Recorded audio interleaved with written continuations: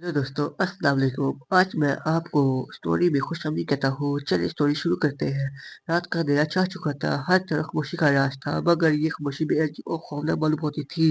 गांव के एक पुराने हिस्से में एक विरान रास्ता था, जिससे मुकामी लोग अंधेरों का रास्ता कहते थे। वहाँ के लोगों के मुताबिक इस रास्ते पर रात के वक्त अजीबोगरीब आवाजें आती थी और कई लोगों का दावा था कि इन्होंने वहाँ पर किसी इंसानी शय घूमते हुए देखा है। इस तरह शहीद जोग के नौजवान ग्रे लड़का था, अपने दोस्तों की बातों को गलत साबित करने के लिए इस रास्ते पर जाने का फैसला कर बैठता है। इसने कहा, ये सब वहम है, ऐसा कुछ नहीं होता। मैं जाकर देखता हूँ, तुम सबको बताऊंगा कि वहाँ पर कुछ भी नहीं। शाहिद ने अपनी टॉर्च और एक छोटा सा चाकू लिया और रात के 11 बजे अंधेरों के रास्ते की तरफ रवाना हो गया। गांव के लोग अपनी खिड़कियों से झांक कर देख रहे थे, मगर किसी ने इसे रोकने की हिम्मत न की।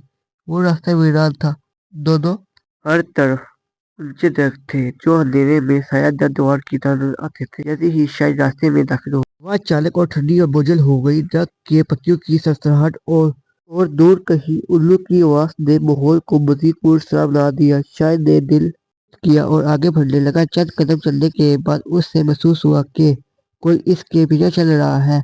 वो रुका और पलट कर देखा, मगर वहां पर कोई नहीं था और आगे बढ़ने लगा। चंद कदम चलने के बाद इसे महसूस हुआ कि कोई इसके पीछे आ रहा है। वो रुका और पलट कर देखा कि मगर वहां पर कोई नहीं था और आगे बढ़ने लगा। चंद कदम चलने के बाद इसने महसूस हुआ कि कोई इसके पीछे आ रहा है। वो रुका और पलट कर देखा, मगर कोई नहीं था। ये मेरा वहम है, इसने खुद को तसल्ली दी और दोबारा आगे बढ़ा।